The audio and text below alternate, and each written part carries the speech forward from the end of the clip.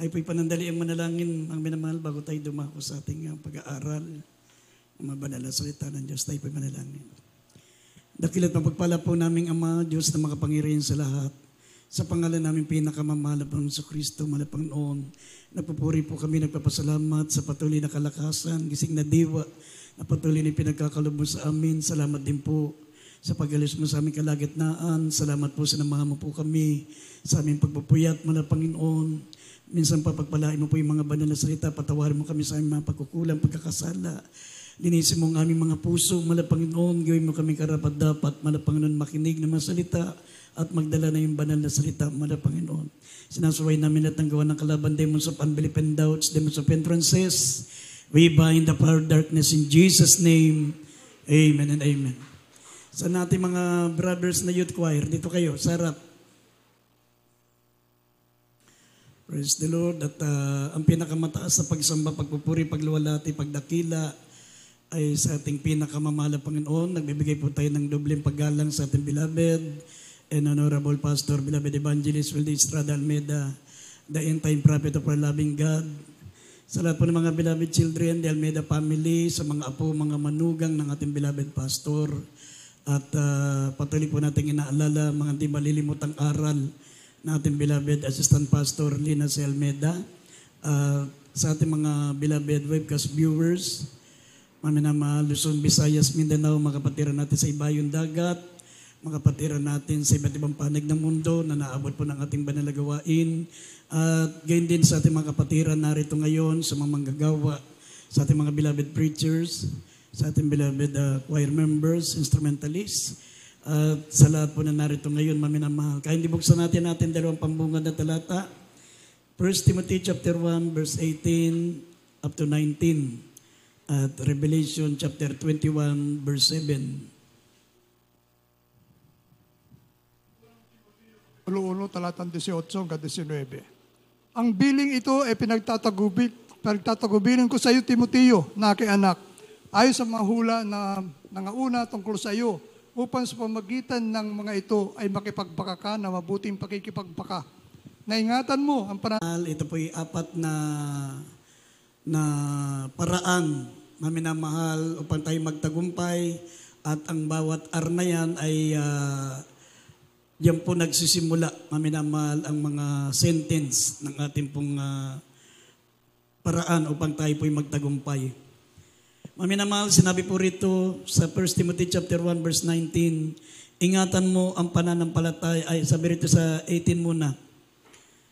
Sabi rito, ang biling ito'y ipinagtatagubilin ko sa iyo, O Timoteo, aking anak, ayon sa mga hula na nangauna tungkol sa iyo, upang sa pamagitan ng mga ito ay makipagbaka ka ng mabuting pakikipagbaka.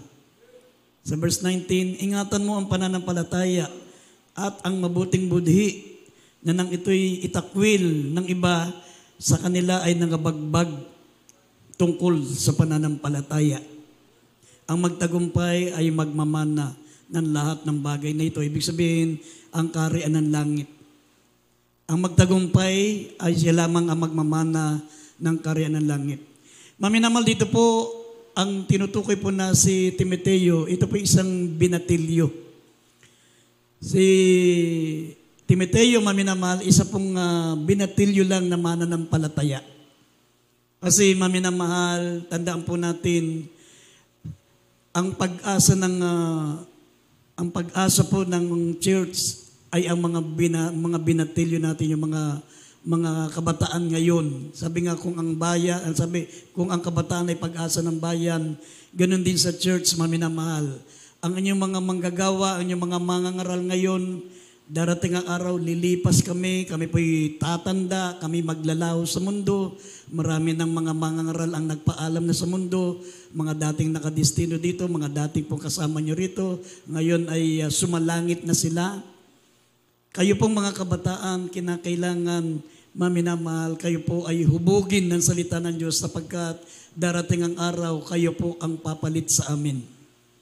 Hindi pwede, maminamahal, na walang kapalit ang mga manggagawa, sapagkat mga minamahal, pag wala ng mga ngaral, maminamahal, mahihinto ang paglago ng iglesia. Kaya dito po, kabilin-bilinan ni Apostol Pablo kay Timoteo, maminamahal, na sabi niya, maminamahal, ipinagbibiling ko sa iyo, Timoteo. Si Timoteo, maminamahal, nung kinausap yan ni Apostol Pablo, ang edad niyan ay mga 17 years old. Mga ganyan ang edad niyan, 17 to 18 years old, maminamahal. Sabi niya, pinagbibiling ko sa iyo, aking anak. Sabi, tungkol sa iyo, upang sa pamagitan ng mga ito ay makipagbaka ka ng mabuting pakikipagbaka. Ibig sabihin, maminamahal, ang ating buhay bilang mga mananampalataya, nasa digmaan tayo. Yung makakarating sa langit, yung mananalo. Pag ikaw ay talunan, sabi ng Revelation 21 verse 8, kung kasunod ng Revelation 21:7, sabi diyan, ngunit ang mga duwag, ang mga hindi mananampalataya, ang mga maglalasing, ang mga karumaldumal, ang mga kasuklam-suklam, sabi, sino yung mga kasuklam-suklam? Yung mga babae nakikiapid sa kapwa babae, mga lalaki nakikiapid sa kapwa lalaki, yung mga nagsasama ng hindi kasal, yung mga may asawa na, nag-aasawa pa ng iba, yan yung mga kasuklam-suklam sa banal na kasulatan. Kaya kasunod ng Revelation 21 verse 8, ngunit ang mga duwag, ang mga hindi mananampalataya, ang mga kasuklam-suklam ay hindi magmamana ng karya ng langit, kundi itatapon sa dagat-dagatang nagniningas na apoy. Ano natin sandali? Pakita natin itong versikulo na to. Verse 8, Revelation 21:8. Kasunod ng verse 7. Kindly. Brad, pakibasa po, pakibasa. Dito po sa Apocalypse chapter 21 verse 8, ngunit sa mga duwag at sa mga hindi mananampalataya at sa mga kasuklam-suklam at sa mamamatay tao at sa mga mapakiapid at ang mga manggagaway at sa mga pagsamba sa Diyos-Diyosan at sa lahat ng mga sinungaling, ang kanilang bahagi ay sa dagat-dagatang nagniningas sa apoy at asobre na siyang ikalawang kamatayan. Amen. Amen. Amen. Kaya nga, maminamahal, ipinagbibilin ng ating mahal na Panginoon sa pamagitan ni Apostol Pablo, maminamahal, na maglilingkod rin lang tayo sa Diyos, pagbutihin na natin. Amen. Pagbutihin na natin kasi hindi biro, maminamahal, ang mapunta sa impyerno. Ang impyerno, maminamahal, talagang hindi mo kayang lunasan. Kung ipaso mo ang iyong kamay sa apoy, napakainit, lalo na kung buong katawan mo. Subukan mo na isawsaw yung daliri mo doon sa gatungan. Pag natiis mo yon, pwede ka nang gumawa ng kasalanan. Kaya mo palang tiisin yung impyerno. Pero pag sinawsaw mo doon sa gatungan yung kamay mo at nainitan ka, huwag ka nang bumalik sa kasalanan. Hindi mo kayang impyerno. Lalo na yung dagat-dagatang apoy. Ang impyerno, maminamahal, ay makakatapak ka pa. Meron ka pang lugar na walang apoy na pwede mong apakan. Pero yung dagat-dagatang apoy, talagang literal na dagat na apoy. Hindi nasasayad yung paa mo. Lalangoy ka mismo sa apoy. Kaya mahirap. Kaya sabi ng Biblia, ang magtagumpay ay siyang magmamana lamang ng kalangitan, ng buhay na walang hanggang. Ngunit sabi, ngunit ang mga duwag. Ang mga duwag, ayaw humarap sa pagsubok, ayaw humarap sa mga palatuntunan ng banal na iglesia, palatuntunan ng church. Duwag sila mawalan ng kaibigan, duwag sila mawalan ng mga malalapit sa kanila. Duwag sila maminamal na humarap sa mga kahirapan, mga pagtitiis. Kaya nga mayroon mga choir member para hindi nila marinig yung mga nakakatakot na rules and regulation. Ayaw nilang dumalo ng meeting.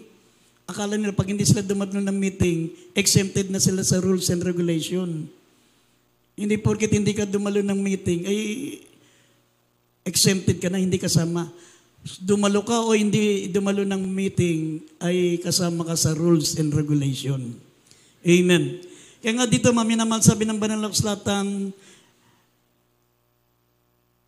sabi rito, ingatan mo ang iyong pananampalataya na may mabuting budhi. Kailangan ingatan mo ang pananampalataya mayroong malinis na konsensya. Wala kang guilty conscience, wala kang ginagawang masama na patago. Wala kang tinatawag na monkey business. Dahil sa Biblia, sabi ng Biblia, lahat ng ginagawa natin ay lantad sa harapan ng mahal na Panginoon. Sabi, ingatan mong yung pananampalataya na mayroong malinis na budhi. Kasi tinitignan ng Diyos yung budhi mo, yung puso mo, yung konsensya mo. Hindi mo maitatago sa mahal na Panginoon yan. Nang itakwil ng iba ay sa kanila ay nangabagbag tungkol sa pananampalataya. Ibig sabihin na nabagbag, yung kumbaga sa barko ay nawasak. Nawasak yung kanilang pananampalataya. Sabi rito sa English, concerning faith have made shipwreck. Shipwreck, ibig sabihin parang barko na nawasak. Yun yung pananampalataya natin kapag hindi malinis ang budi natin. Kaya nga dito tinuturuan po tayo, mayroon pong 4 na paraan. 4 na paraan para tayo po'y makatanggap ng tagumpay, maminamahal. 4 R's of victory. Take note, maminamahal, napakalaga po nito. Unang-una, recognize. Ang unang R, maminamahal, ay recognize. Recognize that you are in the battle, not in a play. Kailangan malaman mo na wala ka sa palaruan, wala ka sa amusement park, tayo ay laging nasa digmaan, araw-araw. Amen? Araw-araw nasa digmaan tayo, kaya nga ang tawag sa atin ay soldiers of Christ. Sabi ng 2 Timothy chapter 2 verse 3, minamahal, and verse 3 and verse 4, sabi, mga minamahal, para tayong kawal ni Kristo. Sabi na tayo ay tayo ay humarap na katulad ng kawal ni Kristo. Kaya ang mga mananampalataya ay tinatawag na kawal ni Kristo. Kaya nga, ang unang dapat natin malaman, recognize. Recognize that you are in a battle, not in a play. Recognize your enemies and his weapons. Alamin mo, kilalanin mo sino ang iyong kaaway. Unang-unang kaaway ng Kristiyano, unang-una yung sanlibutan. Pangalawa, maminamahal si Satanas. Pangatlong kalaban natin, yung sarili. Minsan nagtatagumpay tayo kay Satanas, nagtatagumpay tayo sa sanlibutan, pero minsan yung sarili natin ang nagpapahamak sa atin. Amen? Magkalaban po ang sarili, maminamahal, pati ang ating espiritu at ang ating laman, magkalaban yan. Sabi ng Galatia 5:16 and 17. Sabi ng Galatia 5:17, magkalaban ang katawan natin saka yung espiritu natin. Kaya minsan, maminamahal, gusto mong bumait pero hindi mo magawa. Gusto mong sumunod sa kalooban ng Diyos pero hindi mo magawa kasi tumututol yung sarili. Tumututol yung sarili. Kaya nga, maminamahal, dapat malaman natin, recognize your enemies and his weapons. Ang weapons ni Satanas, maminamahal, yung kanyang sword. Ang sword ni Satanas, maminamahal, yung fear. Una-una yung fear. Ang pinaka-sword niya, yung pinaka-sandata ni Satanas na pangpatay niya, yung sword niya, pinakatabak, ay yung pong fear. Pag dumating na sa atin yung takot, natatakot na tayo, parang ayaw nating mag-isa, natatakot na tayo mawalan ng kaibigan, mawalan ng mga barkada, natatakot na tayo maminamahal na mag-isa. Ibig sabihin, nasibat ka na ni Satanas, natusok ka na. Yan ang mga signs na talo ka na. Yan po ang sword ni Satanas, fear. Kasi faith is the opposite of fear and fear is the opposite of faith. Pag pumasok na yung takot sa iyo, nararamdaman mo ng takot ka na sa lahat ng bagay, ayaw ka na mag-choir. Ang hirap, takot yun eh. Ang hirap, ang daming patakaran, nadagdagan na naman yung patakaran. Fear yun. Kaya nga, maminamahal, hindi mo alam, natusok ka na ng sword. Natusok ka na ng sandata ni Satanas. Yan po ang mga weapons ni Satanas. Yung pangalawa, yung arrow niya, yung palaso niya. May pana si Satanas at marami siyang bala, marami siyang arrow. Ang mga araw ni Satanas, una yung accusation. Brad, nakalagay dyan, ano nga yung araw. Accusation, gossip, slander, at fault finding. Yan ang mga arrows. Ibig sabihin palaso. Sa Tagalog, palaso. Ang palaso ni Satanas, accusation, gossip, slander, at fault finding. Pag ikaw ay naghahanap na ng mali sa kapatid mo, ibig sabihin tinamaan ka na ng palaso. May tama ka ng isang araw. Meron ka ng palaso. At pangalawa, gossip. Pag ikaw ay naging chismosa ka na, pag medyo naging pinag-uusapan mo na yung buhay ng may buhay, tinamaan ka na ng palaso ni Satanas. Yun ang mga weapons niya. At yung pong slander. Ibig sabihin na slander, yung paninira ng kapwa. Ng paninirang puri. At yung tinatawag na fault finding. Yan po, naman yung paghanap ng mali. Yan po ang mga araw. Yan ang mga palaso. At yung pong sphere, yung sibat. Sibat ni Satanas, ito yung treachery at yung disloyalty. Ang pinakasibat ni Satanas ay treachery, yung kataksilan, pagtatraidor. At yung disloyalty, hindi ka na tapat sa tungkulin mo. Hindi ka na transparent. Pag nandiyan ka sa gawain, kala mo mabait na tupa ka. Pero paglabas mo, nagwawala ka na. Tapos gagamitin mong mga dahilan ang church. Nandun ako sa church, nandun ako. Yung pala, hindi ka na tapat, nagsisinungaling ka na.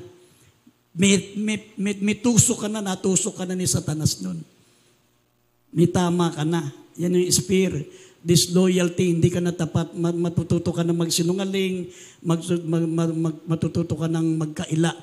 At sabi, treachery, katulad ni Judas, pinagtaksilan ang mahal na Panginoon, ipinagbili siya ng 30 pirasong pilak. Ibig sabihin, pag tayo po nagsasalita na ng masama sa mga preacher natin, ang tawag diyan ay katraidoran, kataksilan. Pag pagkakaharap mo preacher mo, talagang kulang na lang halikan mo yung kamay, kulang na lang halikan mo yung paa. Pero pag talikod, kung ano-ano masama sinasabi natin, ang ibig sabihin niyan ay treachery. Kataksilan yun. Akala mo, ikaw na yun, yung pala, may sibat ka na ni Satanas.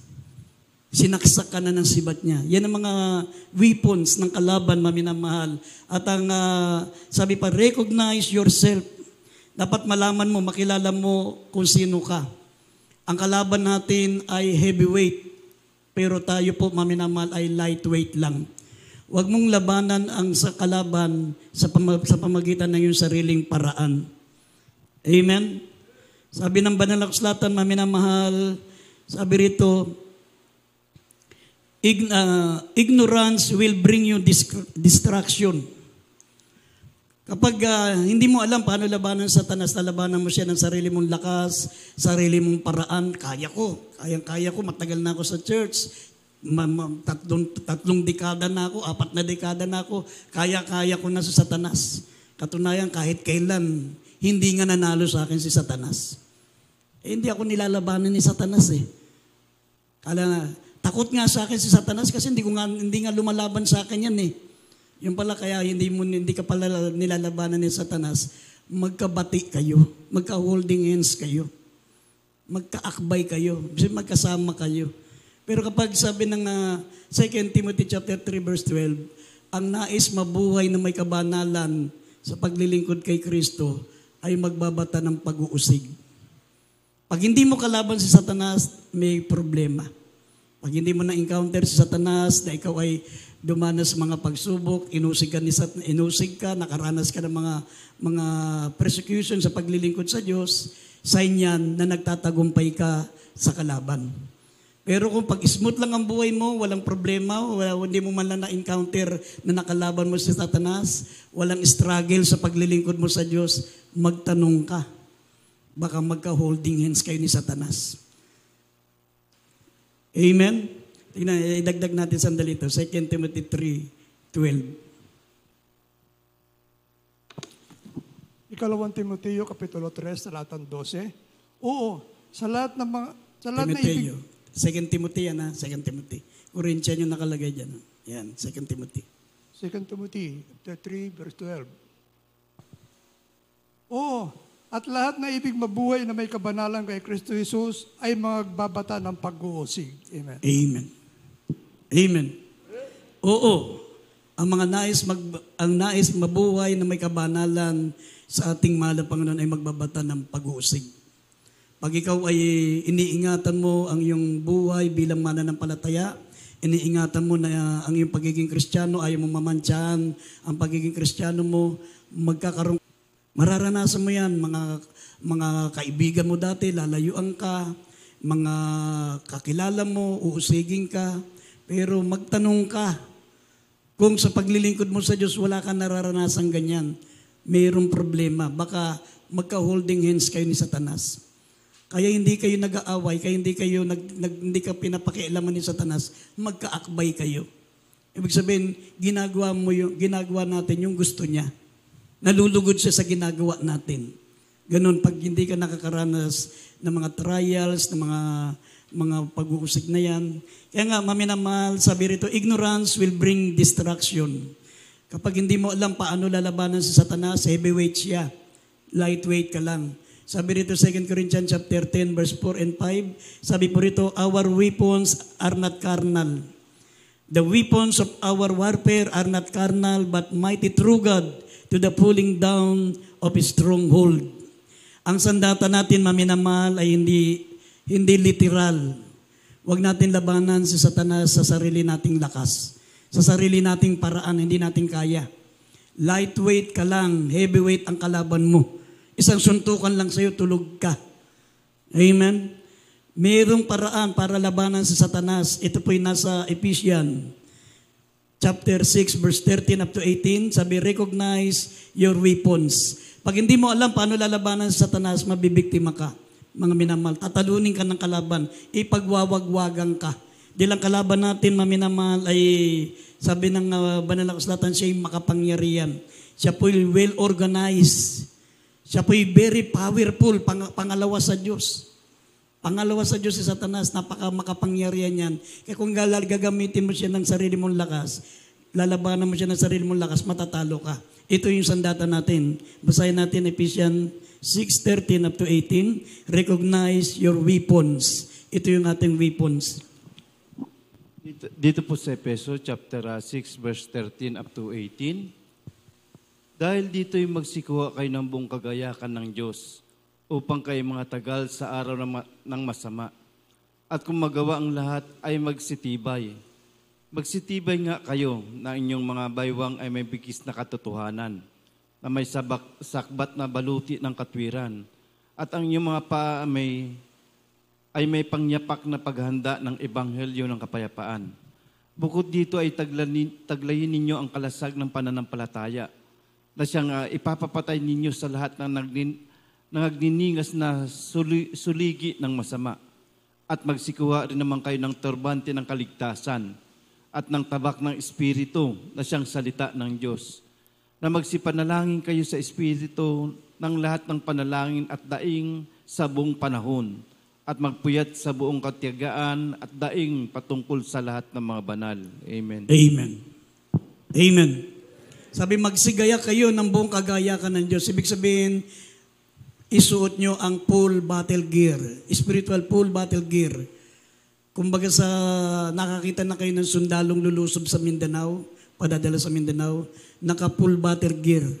Meron silang helmet, meron silang bulletproof, meron silang holster, may baril, may granada, meron silang combat shoes, at meron pa silang panangga. Yun yung naka-full battle gear.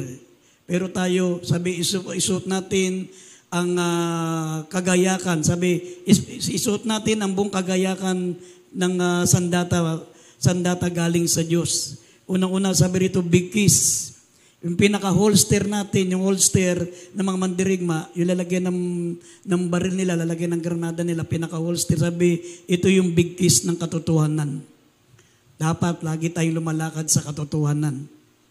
Amen? Pangawakan natin ang katotohanan. Ibig sabihin ng lumalakad ka sa katotohanan, kung ano yung tama, lumakad ka ng tama. Kung alin yung mali, iwasan mo ang mali.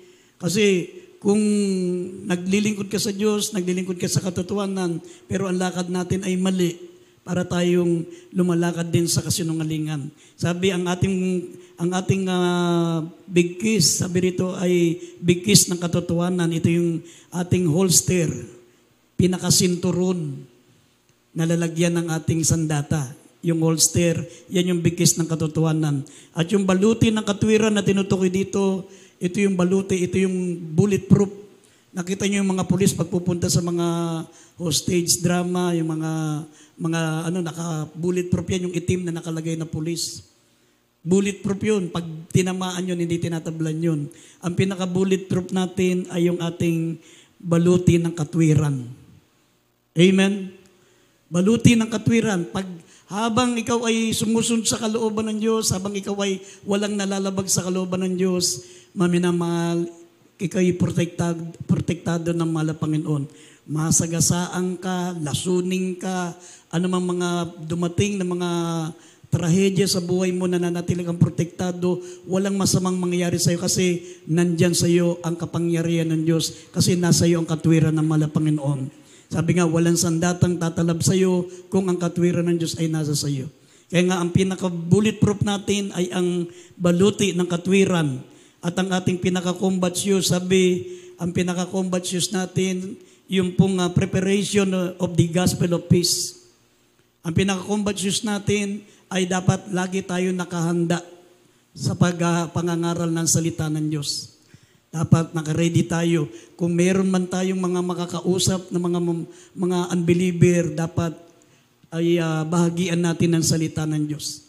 Kung tayo man ay nagkukwentuhan, nagkakasama tayong bilang mga mananampalataya, ang pinag-uusapan natin ang salita ng Diyos. Hindi yung nagkukumpulan tayo dyan sa paglaro ng ML, nagkukumpulan tayo sa paglaro ng mga games, dinadaya lang natin ang sarili natin balang araw. Yan po ang ipakikita sa atin ng malapano para hatulan tayo. Instrumento ni Satanas yan. Tignan nyo yung mga karakter ng ML. Puro pangalan ng demonyo. Diba? Puro pangalan ng demonyo yan. Kung malaman nyo yung mga pangalan ng demonyo sa Biblia, pangalan ng mga pinaglalaroan natin dyan sa games. Yung COC, ML. Biro nyo, nagpupuyat tayo sa mga games ng laro ng demonyo. Imbis na nagpupuri tayo, okay, nagbabasa ng Biblia, okay, matulog ka na lang, mapakinabangan mo pa yung lakas mo bukas. Kaysa naman magpuyat ka ng 5 oras. Pagdating ng puri, hirap na hirap gisingin, ay na magpura, hindi na makabangon. Saka mga kita dito, parang yung mga kabataan natin dito, kala mo sanggol. Yung mga batang maliliit, naglalaro na sa labas, pumasok na sa eskwela. Yung ating mga kabataan dito, alas 10 na, alas 11 na, tulog pa. Samantalang yung mga batang maliliit dito, alas 7, gising na, nandun na pumasok na sa school. Oh, hindi natulog yan ng natural na tao.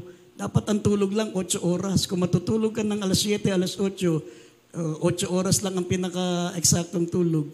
Dapat mga alas 8, mahaba na yon. Dapat mga alas 6, gising na kayo. Yan po, maminamahal. Sabi ng Banal na Kasulatan, dapat nakahanda tayo lagi sa pangangaral ng salita ng Diyos. Mag-usap-usap man tayo tungkol pa rin sa mahal na Panginoon, tungkol sa mga patutuo, tungkol sa mga bersikulo.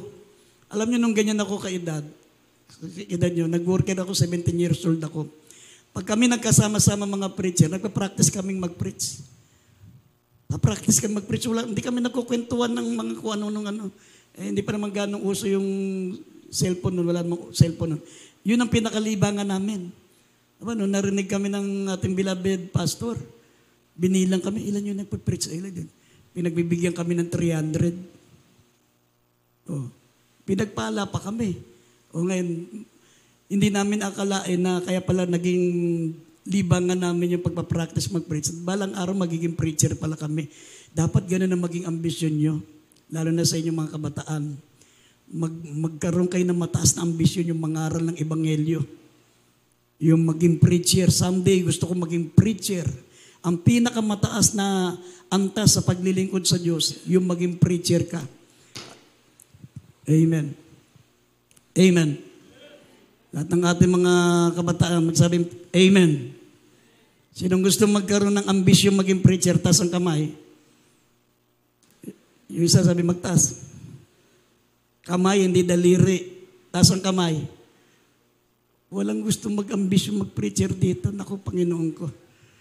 Pag lumipas kami, pag natapos kami, ang mga preacher nyo dito, tignan nyo naman edad ng mga preacher natin dito. Kumbaga sa buwan, dapit hapon na. Malapit na kaming lumubog. Kayo dapat ang inaasahan ng mahal na Panginoon na magpapatuloy para ipangaral ang Ebanghelyo. Si Timothy, 17 years old lang yan ang pinangaralan ni Apostol Pablo. Ipinagtatugubilin ko sa iyo, Timothy, na ingatan mo ang iyong pananampalataya na may mabuting budhi dahil someday, balang araw, ikaw na ang papalit sa akin, sabi ni Apostol Pablo. O, ganun nga nangyari. Siya na naging preacher. O, kayo, maminamalang inaasahan ng malaparan. Kung wala kayong ambisyon na mangaral at maging preacher, huwag na rin kayong mag-ambisyon umakyat sa langit. Huwag na rin kayong mag-ambisyon umakyat sa langit kasi hindi ka pwedeng umakyat sa langit nang hindi ka magkaroon ng tinatawag na spiritual desire. Kailangan magkaroon ka ng spiritual desire. Lahat ng mga bagay na ang kinimo dito sa mundo, pansamantala lang yan. Sabi, only one life will soon be passed, but only what done for Christ will last. Ang diploma masusunog, ang karunungan maglalaho, ang kayamanan ay lilipas, lahat, ano man ang maangkin mo dito sa mundo, maminamal, walang matitira sa iyo, kundi ang ginawa mo para kay Kristo. Yun lang ang matitira sa iyo, yung paglilingkod mo sa Diyos, yung pagiging mga awit mo. Pero, maminamal, ang pinakamataas na antas ng paglilingkod sa Diyos ay ang pagiging mangangaral. Amen. Kaya yan ang maging ambisyon natin. Ang sabi rito, maminamal, ang pinakapanangga, yung shield, pinaka-shield natin, yung ginagamit ng mga nagrarally, yung pinakapanangga natin, yung shield of faith. Dapat lalo nating palakasin yung pananampalataya natin. Sabi ng Roma 14:22, ang pananampalatayang nasa sa iyo ay pagyamanin mo. Palakihin mo palagi ang pananampalataya mo kasi sabi ng Biblia sa pagparito ng mahal na Panginoon, ang hanapin niya yung pananampalataya natin. Amen. Yung shield of faith, ito yung panangga, maminamahal, at yung tinatawag na helmet, yung nilalagay sa ulo ng mga sundalo, yung kanilang mga sombrero. Maminamahal, ito yung helmet of salvation. Kailangan, mga minamahal, huwag natin pabayaan maagaw yung kaligtasan natin. Kasi anytime si Satanas nag-aabang. Ang pagitan ng langit at impyerno, sinipis lang yan ng papel. Kaya nga pangawakan mo yung kaligtasan mo. Yung tinatawag na shield of faith, ito yung kaligtasan natin, yung pinaka-sombrero natin, pangawakan mo yan. Kasi ang pagitan ng langit at impyerno, sinipis lang ng papel. Kristiyano ka ngayon, mga awit ka ngayon, choir member ka ngayon, anytime pwede kang maging alagad ni Satanas. Sa isang iglap lang pwede kang maging taga-impyerno. Pag ikaw ay nahulog sa kasalanan, taga-langit ka ngayon, bukas taga-impyerno ka na. Ganun lang kanipis yan. Kailangan, sabi, dapat pangawakan natin ang helmet of salvation. At ang sword of spirit, ito yung tabak. Ito yung sandata natin. Sabi, which is the word of God.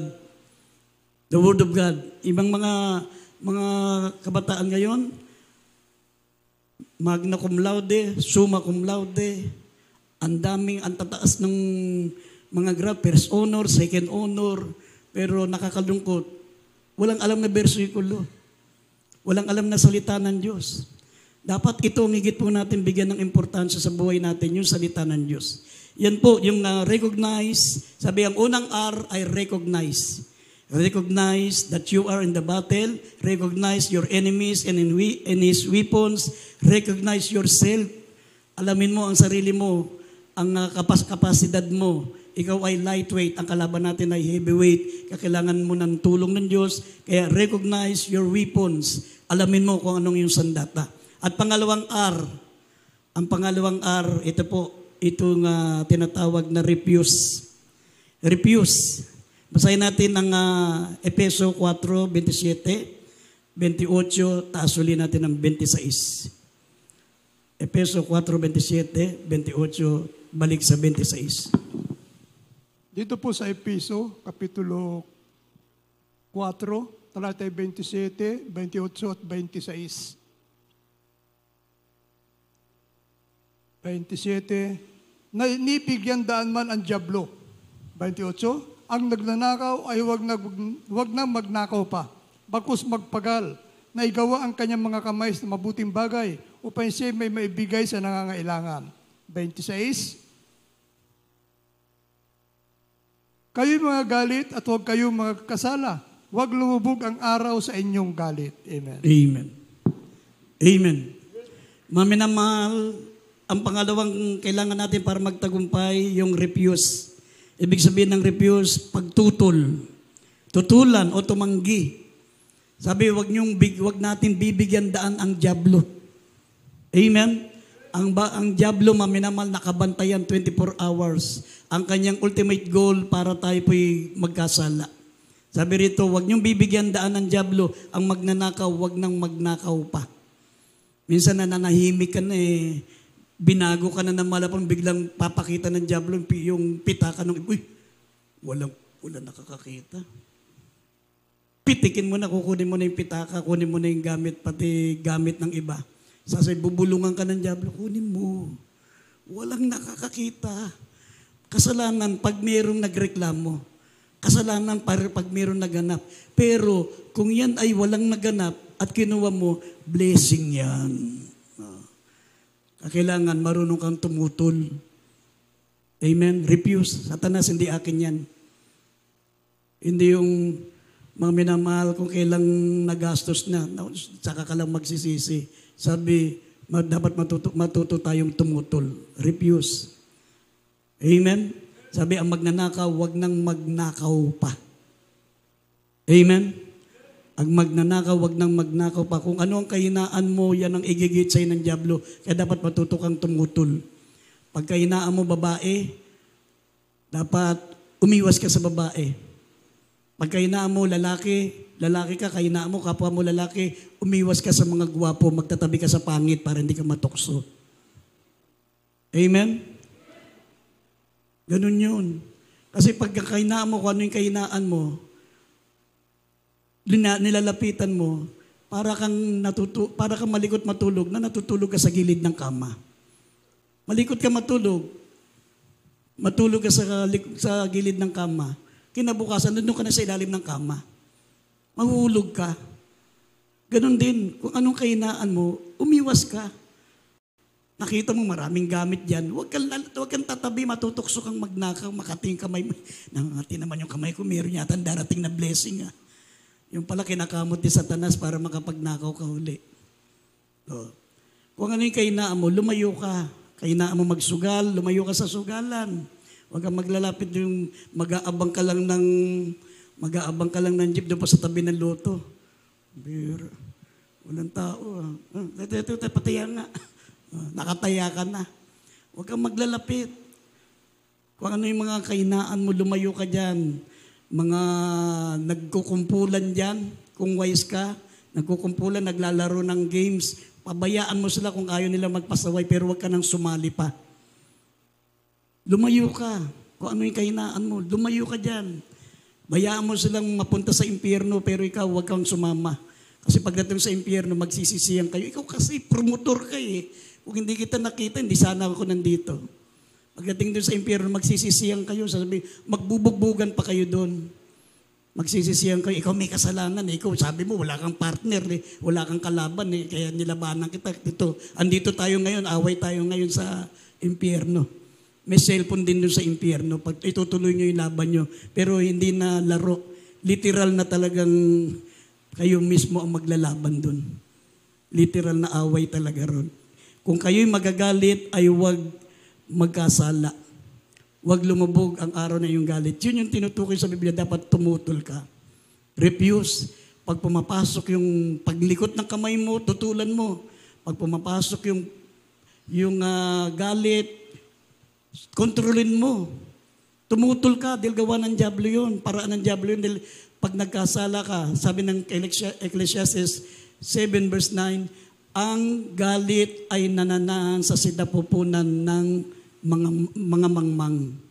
Mangmang lang ang madalas magalit. Pag meron kayong Kristiyanong sa simpleng bagay lang nagagalit, nanduduro na, nagkamo na ng away, ang tawag doon mangmang. Ecclesiastes 7:9. Ang galit ay nananahan sa sinapupunan ng mga mangmang. Basahin na, idagdag natin sandali. Ecclesiastes 7:9. Dito po sa Ecclesiastes chapter 7 verse 9, huwag kang magagalitin sa iyong kalooban, sapagkat ang galit ay nagpapahinga sa sinapunan ng mga mangmang. Amen. Amen. Amen. Kapag medyo high blood ka, medyo galit ka, medyo parang sumisiglap mo yung damdamin mo, huminga ka ng malalim. Huwag ka munang kikilos, huwag ka munang magsasalita, huwag ka munang gagalaw. Humingi ka ng malalim. Inhale, exhale. Tapos, isipin mo kung anong magiging advantage o disadvantage kung pairalin mo yung galit mo. Maari kang makulong, maari kang makapatay, maari kang masira ang kinabukasan mo dahil sa isang iglap lang ng galit. Yun ang sinabi ng Biblia na huwag natin bibigyan daan ang dyablo. Pag binigyan mo na ng daan ang dyablo, mga minamahal, ikaw ang talo. Amen? Ang sabi ng Biblia, refuse. Tumutol tayo sa tukso ng dyablo. Amen? Katulad ng ginawa ni Jose. Isulat nyo na lang, ikukwento ko sa inyo. Genesis chapter 39, verse 7 up to 8. Then verse 10, sabi diyan, si Joseph, lagi na lang tinutukso ng asawa ni Potiphar. Dahil si Joseph, magandang lalaki. Ilang beses siyang inaakit, at hindi na nakapigil yung asawa ni Potiphar. Niyakap na talaga si Joseph para magkasala si Joseph. Ginawa ni Joseph, tumutol siya. Sabi niya, hindi ko pwedeng galawin ang pag-aari ng aking Panginoon sapagkat lahat ng bagay pinagkatiwala sa akin ng Panginoon maliban sa iyo at ayaw ko magkasala sa mahal na Panginoon. Yun ang tinatawag na refuse. Pag mayroong dumarating ng mga tukso sa iyo, i-cast out mo yan. Amen? Tumutol ka. Ang pinag-uusapan dito, kaligtasan. Impyerno, langit at impyerno. Sundin mo man yung kalooban mo, pansamantalang kaligayahan ang katumbas, walang hanggang kaparusahan. Imagine yung impyerno. Ang hirap na sa impyerno pero hindi pa pala yun ang parusa, mayroon pang dagat-dagatang apoy. Ang impyerno para lang kumunoy. Para lang kumunoy ang impyerno. Sa impyerno napakahirap na. Tapos itatapon pa yung nasa impyerno sa dagat-dagatang apoy. Kaya napakahirap. Sayang, maminamahal. Samantalang sa piling ng mahal na Panginoon ay talagang, sabi ng banal ng salatan, napakaganda. Hindi ka na mamamatay, hindi ka natatanda. Walang hanggang kaligayahan, kagalakan sa piling ng Diyos. Ang bahay mo mansyon, ang kalsada ay ginto, ang bawat haligi ng iyong tahanan ay mga mahalagang perlas. Ibig sabihin, importante ang mapunta sa langit dahil pag wala ka sa langit, doon ka sa impyerno. Kaya matuto kang tumutol. Amen? Matuto kang tumutol. Pag niyayaya ka ng barkada mo sa masama, tumutol ka. Pag niyayaya ka, wala akong partner dito sa games ko eh. Wala ka naman pakisama, babatukan kita. Hindi ba rin mabatukan ka niya, wag ka lang maging partaker niya. Dahil magkakasala kayo pareho. Amen? Kailangan marunong kang tumutol. Tignan nyo sa Biblia, ang dami naging biktima ni Satanas. Hindi sila marunong tumutol. Si Ananias at si Sapphira, sabi ng Gawa 5:13, ayaw nilang tumutol, maminamal, kaya nagkasala sila. Ibinukod nila yung kabahagi ng kanilang tithes and offering. Imbis na ibigay sa Diyos yung buong ikasampung bahagi, nilingid nila yung kalahati. Kaya sila inudyukan ni Satanas na itago yung kalahati. Hindi sila tumutol. Pangalawa, si Judas Iscariote. Sabi ng Lucas 22, talatang 3, pumasok kay Judas si Satanas at inudyukan niya na ipagkanulo ang mahal na Panginoon. Hindi tumutol si Judas. Hindi man lang tumutol. Tignan niyo yung mga Kristiyanong ayaw tumutol sa mali, nalulugmok sa kasalanan. Si Samson, ilang beses na siyang niluloko nung kanyang yung kanyang si Delilah.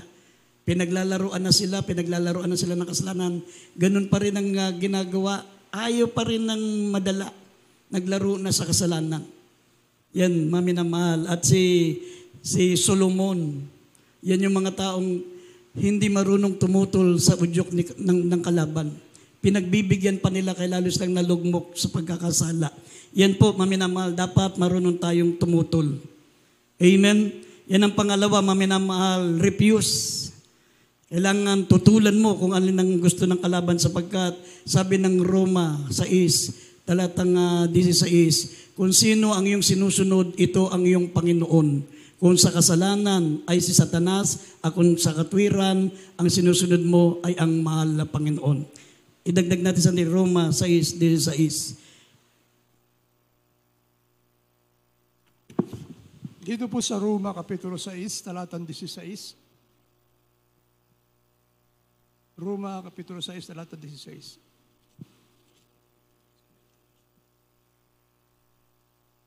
Hindi ba ganyan yung nalalaman na kung kanino ninyo inihahandog ang inyong mga sarili na pinakaalipin upang tumalima, ay kayo mga alipin niyaong inyong tinatalima, magi sa kasalanan sa ikamamatay, magi sa pagtalima sa ikapapaging matuwid. Amen. Amen. Amen. Ibig sabihin dyan, maminamahal, kung sino yung ating sinusunod, yun ang ating Panginoon. At kung sino ang ating Panginoon, doon tayo pupunta sa kanyang kaharian. Pag si Satanas ang sunod natin, doon tayo sa kaharian ng kalaban, doon sa impyerno. Pero pag sunod natin ang Diyos, doon tayo sa kanyang kaharian, sa kaharian ng Diyos. Sabi, kung sino ang ating tinatalima, ito ang ating Panginoon. Kung sino yung ating sinusunod. Amen? Kaya tandaan po natin, maminamahal, mahirap kapag tayo po'y nagkamali ng susundin. Pangatlo, maminamahal, resist. Pangatlo sa R, maminamahal. Pangatlo, isa na lang, mayroon pang isa. Pangatlo ay resist. Basahin natin James chapter 4, verse 7. Resist. Dito po sa Santiago. Asa na ibang youth choir? Pakibalik dito. Papuntahin nyo ulit dito yung ibang choir. Wala na yung ibang choir, ha? Habang yung mga ibang choir na ito, habang paubos ng paubos, ha? James chapter 4 verse 7. Pasakop nga kayo sa Diyos, datapat magsisalangsang kayo sa dyablo, at tatakas siya sa inyo. Amen. Amen. Amen. Yan po ang pangatlo, resist. Sa R, maminamahal. Sabi, this is an active warfare when Satan comes to you violently and forcefully.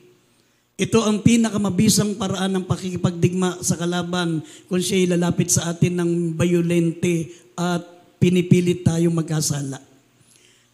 Kailangan mong mag-resist. Kumbaga sa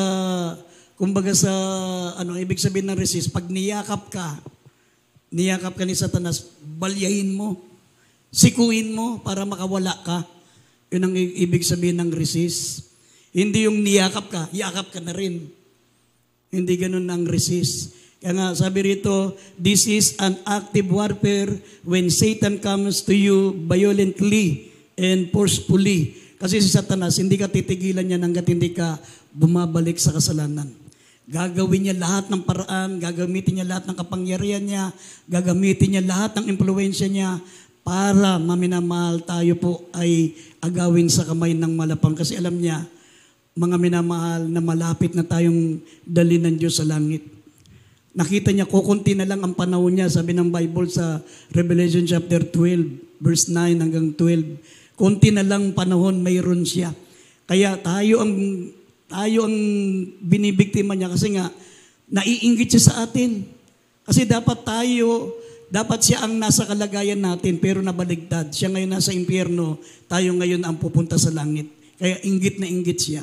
Hindi niya magantian ng Diyos, hindi niya magawa ng paraan para magalit ang Diyos. Maminamahal kang ginagawa niya para makaganti siya sa mahal na Panginoon. Tayo po ang pinagbabalingan niya kasi napakalaga natin sa Diyos kasi namatay ang mahal na Panginoon dahil sa atin. Kaya nakita ng kalaban na mahalaga tayo sa Diyos, kaya tayo ang pinagbabalingan niya. Makakaganti siya sa Diyos dahil sa atin. Pag tayo binalik niya sa kasalanan, nakaganti na siya sa Diyos. Kasi hindi niya kayang gantihan ng Diyos, makapangyarihan ng Diyos eh. Hindi niya kaya eh. Tayo ngayon, maminamal ang ginagantihan ng kalaban. Kaya nga, kung gusto natin wag maging biktima ng dyablo, resist the devil and the devil shall flee from you. Amen? Labanan mo ang dyablo at ang dyablo'y aalis sa'yo. Sabi rito sa 1 Peter chapter 5 verse 8 and 9 at sundan natin sa Hebrew 10:31, kakilakilabot na bagay mahulog sa kamay ng buhay na Diyos. Pag nawala ka sa Diyos, sasaluhin ka ng dyablo. Unang Pedro Kapitulo 5, talatang 8 hanggang 9. Kayo'y maging mapagpigil. Kayo'y maging mapagpuyat. Ang inyong kalaban na dyablo na gaya ng liyong umuungal ay gumagala na humahanap ng masisila niya. Nisa'y labanan ninyong matatag sa inyong pananampalataya. Yamang inyong nalalaman na ang gayong hirap ay nagaganap sa inyong mga kapatid na nangasa sa libutan. Hebreo Kapitulo Yes, 31. Ang talata ay 31. Kakilakilabot na bagay ang mahulog sa mga kamay ng Diyos na buhay. Amen. Amen. Kakilakilabot na bagay ang mahulog sa kamay ng buhay na Diyos. Bakit? Pag nawala ka sa kamay ng Diyos, sasaluhin ka ni Satanas. Kasabi rito sa English, maminamal ng 1 Peter 5, 8 and 9, sabi, be sober, be vigilant, because your adversary the devil as a roaring lion walketh about seeking whom he may devour. Whom resist, sabi, resist. Whom resist is steadfast in the faith, knowing that the same affliction are accomplished in your brethren that are in the world. Sabi, labanan niyo siya ng matatag ng inyong pananampalataya, yamang nalalaman natin na ang gayong hirap ay nagaganap sa ating mga kapatid na nangasa sa sanlibutan. Amen. Resist. Kailangan mong tumutol, kailangan mong mapagtagumpayan ng dyablo. Sabi ng Banal na Kasulatan, dahil pag nahulog ka, isang kakilakilabot na bagay mahulog sa kamay ng buhay na Diyos. Amen. Pang-apat, maminamal kauli-ulian, pang-apat na R, reinforcement. Reinforcement. Dito po sa Acts chapter 12 verse 5, si Apostol Pedro, nung siya po ay hinuli para maminamal pugutan ng ulo kinabukasan, mga minamal, humingi siya ng reinforcement sa pamagitan ng panalangin. Basahin natin, Gawa 12, talatang 5. Dito po sa Acts chapter 12 verse 5, kaya nga si Pedro ay iningatan sa bilangguan. Datapot ang iglesia ay maningas na dumalangin sa Diyos patungkol sa Kanya. Amen. Amen. Amen. Yan ang pang-apat na R, maminamal, reinforcement. Sabi rito si Apostol Pedro, nang siya po yung nakulong sa bilangguan para pugutan ng ulo kinabukasan, humingi siya ng reinforcement through prayer. Sabi rito, at ang buong iglesia ay maningas na dumalangin sa Diyos patungkol sa Kanya. Kaya nangyari, kung mababasa niyo ang buong talatang yan hanggang 12, maminamal, bilang nayanig yung kulungan ni Apostol Pedro, siya'y nakatakas sa bilangguan. Pagbukas, nung kumatok siya, maminamal, doon sa pintuan ng kanilang simbahan, kumakatok si Pedro. Pagbukas, maminamal, nung kapatiran, nandun na si Pedro. Akala niya multo. Yung pala, gumawa na ng himala ang ating Panginoon, nakalaya siya doon sa pagkakakulong. Amen? Bakit kailangan natin ng reinforcement? Satan is powerful, well-organized. He has legion of demons under his command. Maraming legion si Satanas, marami siya. Milyon ang kanyang mga alagad, ang kanyang mga alipores.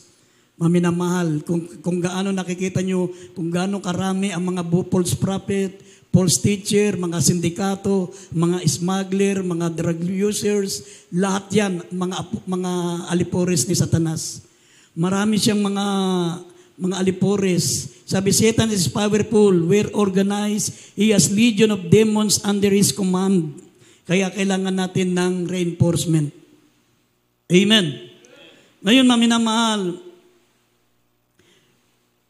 kung iniisip natin, maminamahal na kaya natin talunin ng dyablo o hindi natin kayang talunin ng kalaban, humingi ka ng reinforcement. Kung nararamdaman mong nangihina ka, Kung nararamdaman mong parang madadala ka na ng kasalanan, madadala ka na ng tukso, magdadala ka na ng iyong mga sanlibutan na gawain, humingi ka ng reinforcement. Hindi po kaduwagan ang paghingi ng reinforcement.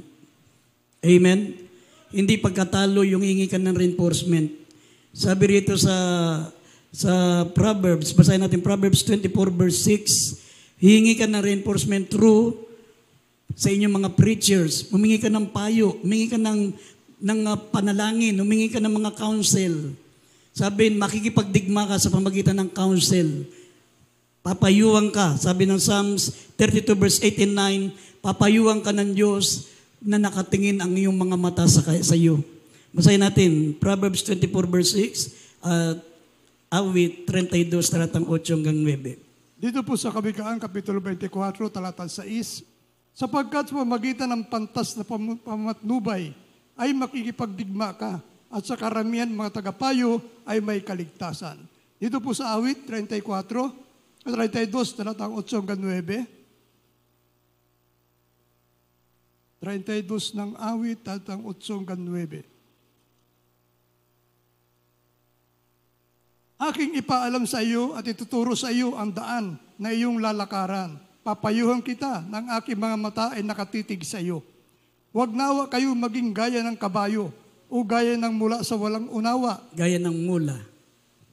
Gaya ng mula.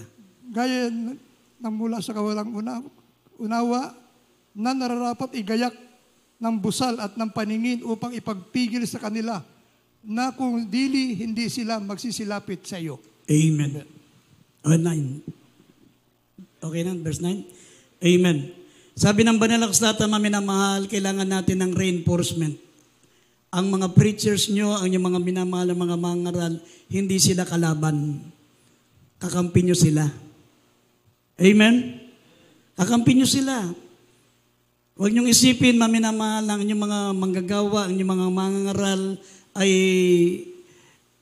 kalaban natin, parurusahan tayo. Hindi. Kailangan ilapit nyo ang puso nyo sa kanila.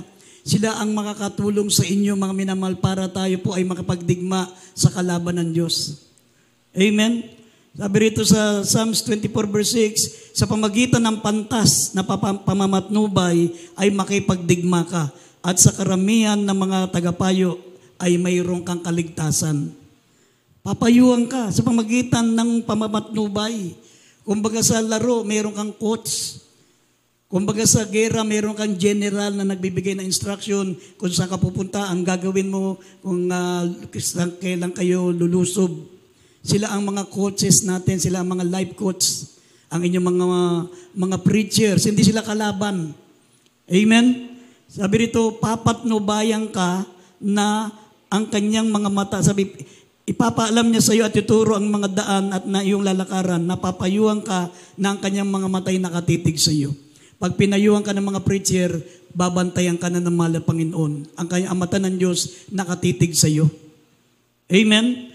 Pero may babala. Sabi rito sa verse 9, ngunit huwag nawa kayong maging katulad ng mula o yung kabayo na gaya ng mula. Sabi, huwag nawa kayong maging katulad ng kabayo o gaya ng mula na walang unawa, na marapat igayak ng busal at ng paningkaw upang ipampigil sa kanila na kundi hindi sila magsisilapit sa iyo. Huwag lang tayo maging katulad ng kabayo na kundi mo lagyan ng busal, hindi mo lagyan ng tali dito sa ilong at hindi mo lagyan ng paningkaw, hindi susunod sa iyo.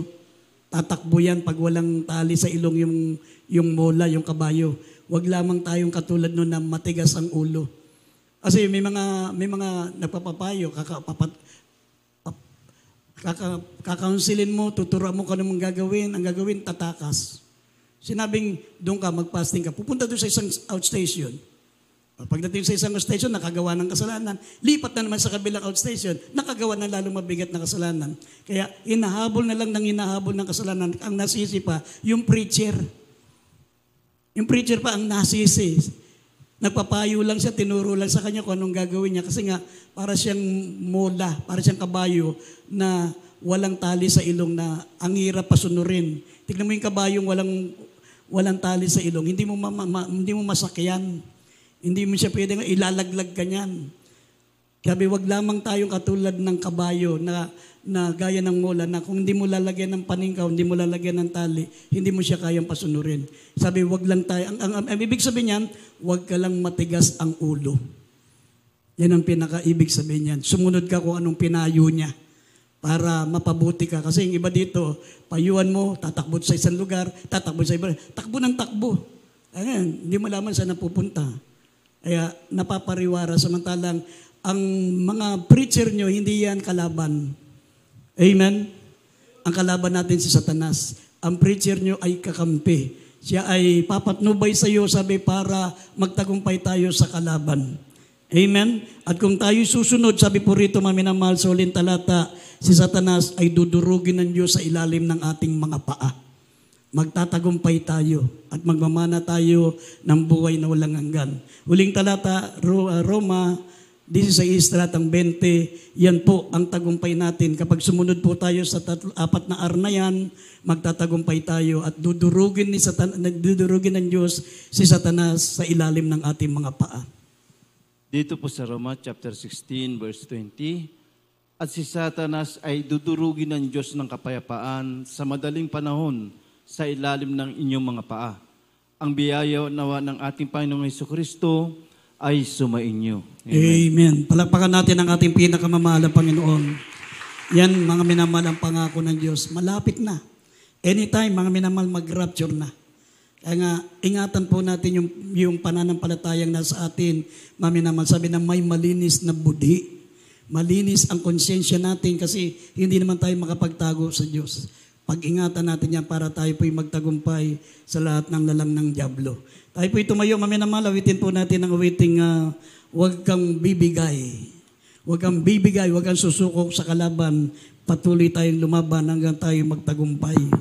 Awitin natin ito, maminamahal, at tayo po'y dadako sa ating mga pangangailangan, mga kahilingan, mga pre-request natin sa ating dakilang Diyos. Tayo po ay umawit, maminamahal, asa natin mga beloved. Aser, sa lahat ng mga awit.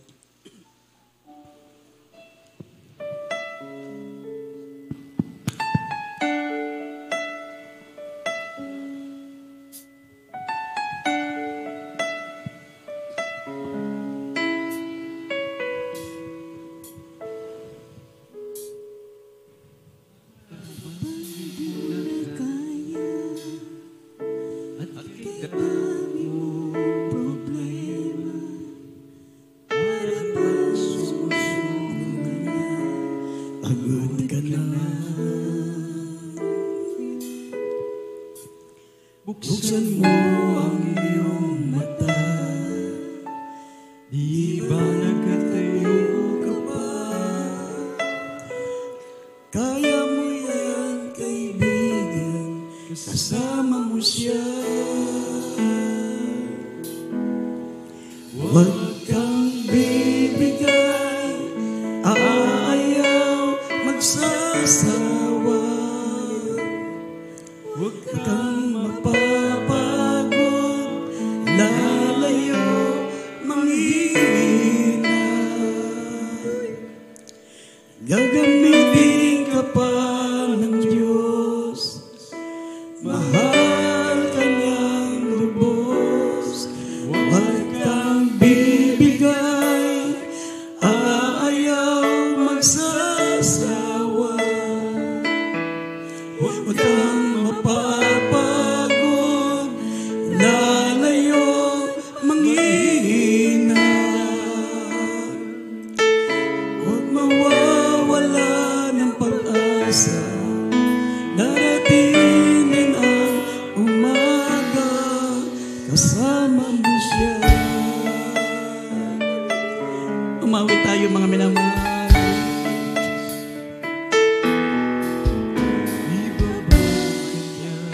Muli, kung ika'y nagkamali, itatayo ka niya sa tuwing nagdarapat. Malayo na ang iyong narating, wala nang babalik. Tayo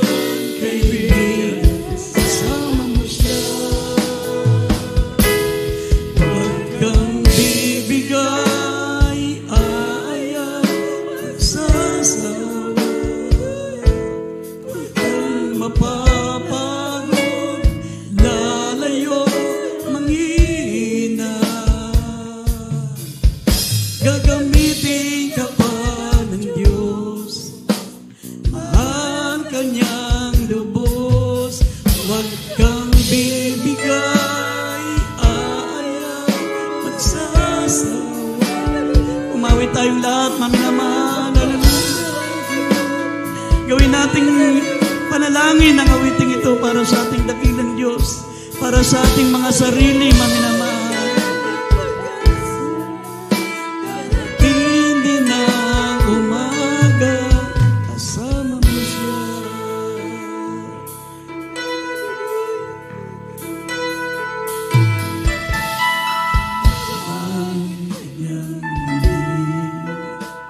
Kung ika'y magkamali,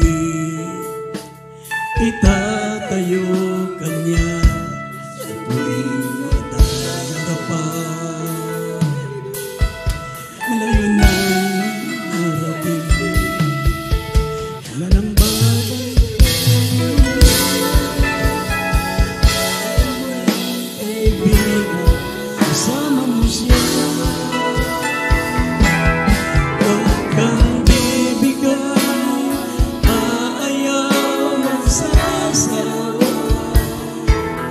Huwag kang mapapagod, lalayo, manghihina. Gagamitin ka pa ng Diyos, mahal ka niyang lubos. Bigay, aayaw, magsasawa. Huwag kang mapapagod, lalayo, manghihina. Huwag mawawala ng pag-asa, darating din ang umaga. Bibigay, aayaw, magsasawa. Mapapagod, lalayo, manghihina. Gagamitin ka pa ng Diyos, mahal ka niyang lubos. Bibigay, aayaw, magsasawa. Huwag kang mapapagod, lalayo, manghihina. Huwag mawawala ng pag-asa, darating din ang umaga, kasama mo siya.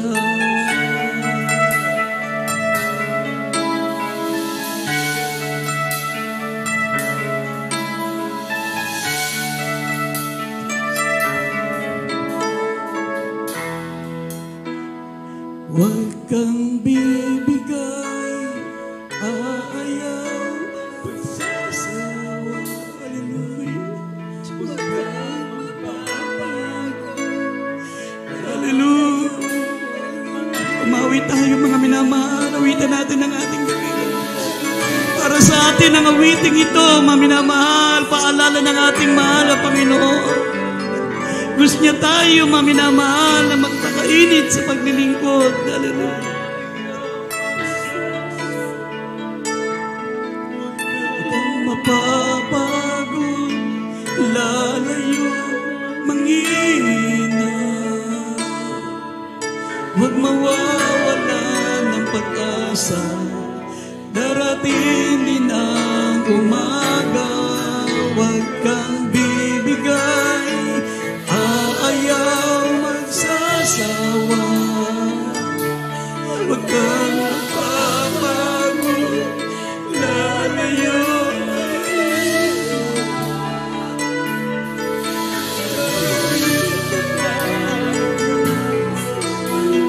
Mahal ka niyang lubos.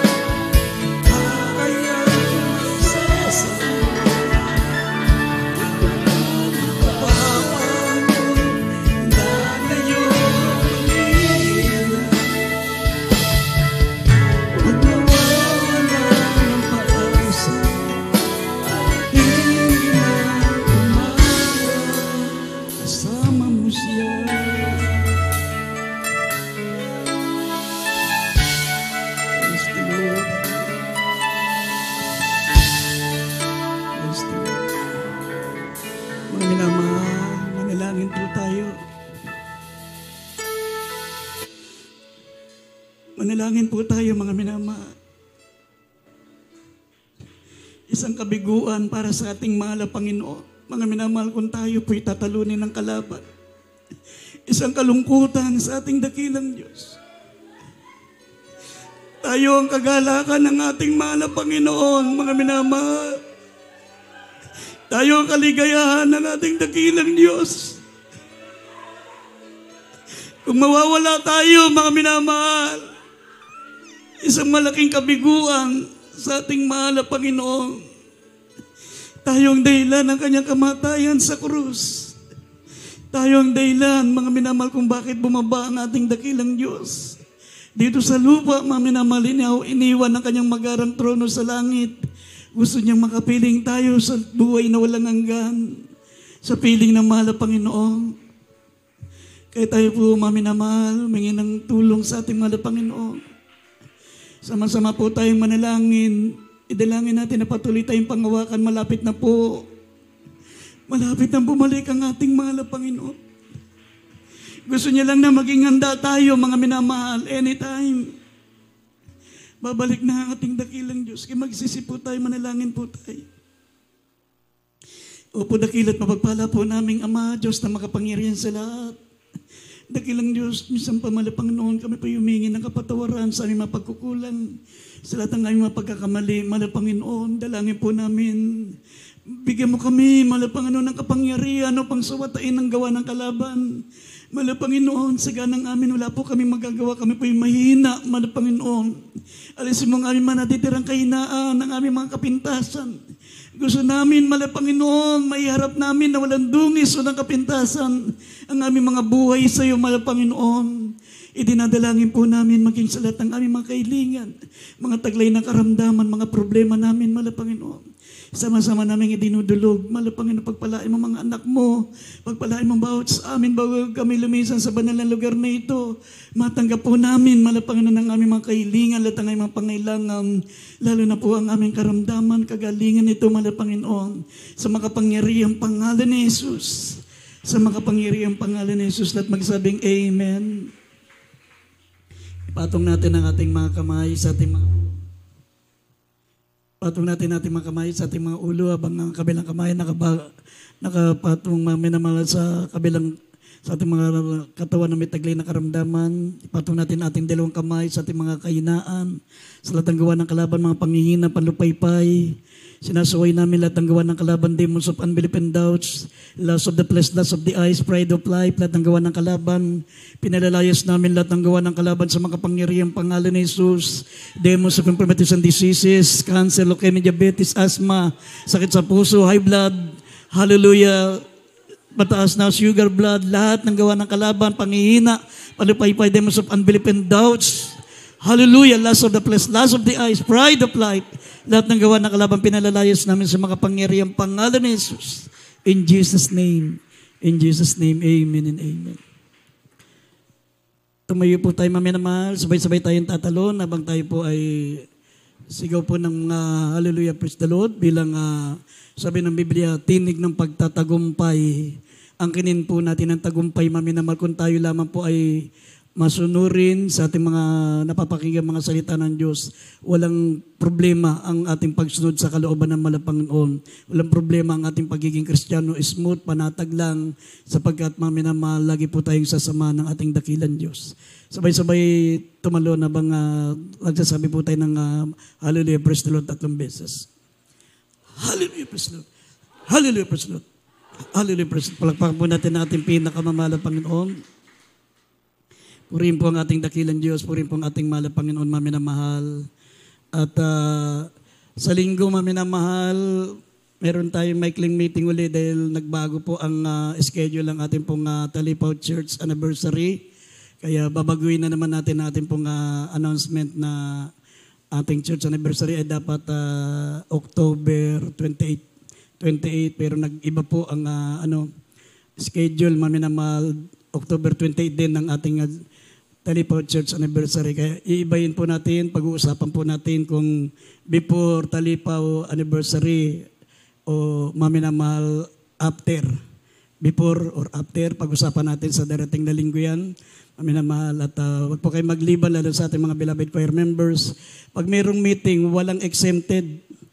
Pag kayo choir member, may meeting po tayo, huwag kayong hindi dadalo ng meeting. Kaya nami-miss natin yung mga rules and regulation. Yung iba hindi dumadalo ng meeting. Importante yung mga meeting natin sapagkat nalalaman natin po yung mga activities ng ating pong church. Maminamahal at ating Sunday service ay sa araw ng linggo, alas 9 po ng umaga hanggang alas 2 ng hapon. Maminamahal at ang ating pong webcast, ang ating programa sa ating webcast, live streaming from Monday through Saturday, 9 p.m. to 10 p.m. Maminamahal. Yan po ay Monday through Saturday at bukas po meron po tayong, mamayang gabi, meron tayong programa sa TV, Maminamahal, Channel 4, 10:30 p.m. to 12 midnight, ang ating pong webcast sa DCME, at the same time sa radio po yan. Yan po ay 1530 kHz, Monday through Saturday, 11 p.m. to 12 midnight. Maminamahal, bago tayo dumako pa sa iba pang mga announcement, kukuha muna tayo nating special love offering. At honesty, maminamahal, hindi po kaya ng ating tithes and offering yung ating pong mga gastusin buwan-buwan. Pag yung tithes and offering natin, gamitin pa natin sa monthly na bayarin natin, hindi na po kakain ng mga manggagawa. Kaya kukuha po tayo ng special love offering. Meron tayong love offering every Saturday and every Friday and Sunday kasi nga mga minamahal para mapunuan yung ating gastusin, ating monthly bill. Maminamahal sa kuryente, sa tubig at sa ating pastoral house. Hinihingi ko po ang inyong malawak na pangunawa para maminamahal, hindi po tayo maputulan ng kuryente o hindi po tayo hindi natin ma-miss yung ating bayarin monthly. Maminamahal, kuha po tayong special love offering at ipanalangin po natin beloved preacher, beloved Brother June, at ang closing prayer mamaya, beloved Brother Paulo. Amen. God bless you po sa ating beloved ordained preacher, Boy Kaluya. Praise the Lord. Taas po natin ating mga special love offering. Mapagpalang Ama, Diyos na makapangyarihan sa lahat. Malapay noon, narito ang iyong mga anak. Malapay noon, hindi naghihinawa. Magkaloob, malapay noon, sapagkat ito'y ginagamit. Malapay noon, pandagdag, pambayad sa mga bills. Malapay noon, pagpalain mo. Malapay noon, ang iyong mga anak. Malapay noon, siksik, liglig at umaapaw. At ito'y pasalamatan namin sa makapangyarihan pangalan ni Jesus. Amen. Magbigay ng masaya sa gawain ng Diyos, magbigay ng masaya, magbigay ng masaya sa gawain ng Diyos, magbigay ng masaya, magbigay ng masaya sa gawain ng Diyos, magbigay ng masaya,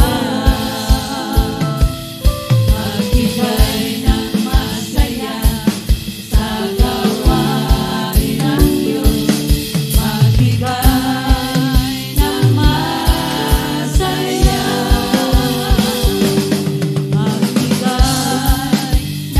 masaya, magbigay ng masaya, magbigay ng masaya.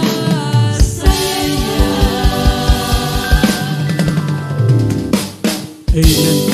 Praise the Lord. Meron po tayong counseling, meron po tayong layan sa mga hindi nagmamadali at pagkatapos po natin closing prayer, pagtulong-tulungan po natin iligpit ang ating mga upuan. Huwag po ganong ibagsak, maminamahal, para po sa mga kapitbahay natin na medyo nagpapahinga na. Sabay-sabay natin iligpit mamaya after po ng closing prayer. Meron tayong layans, meron tayong counseling.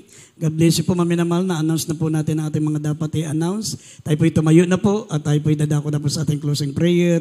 Narito po ang ating beloved co-worker, beloved Brother Paulo Bundok. Amen. God bless po sa ating beloved ordained preacher. Tayo po manalangin.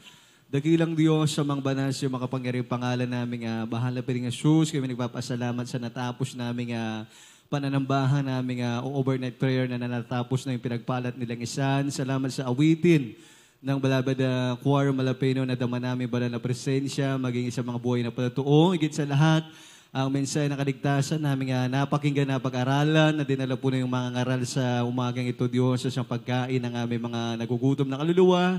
At kung paano din akong payapa ligtas, yung mga sa lugar na ito, pag-ingatan mo sila sa paglalakbay, makarating ng payapa ligtas. Itong aming samudalangin sa mga pagiriang pangalan ni Jesus. Amen. Amen. God bless you po, mami na mahal. We love you so much. But there is Jesus loves you more. Kaya hindi po, mami na mahal, lalo sa ating mga beloved choir members, pakiligpit na po natin ating upuan. Ingat po kayo sa pag-uwi, mami na mahal.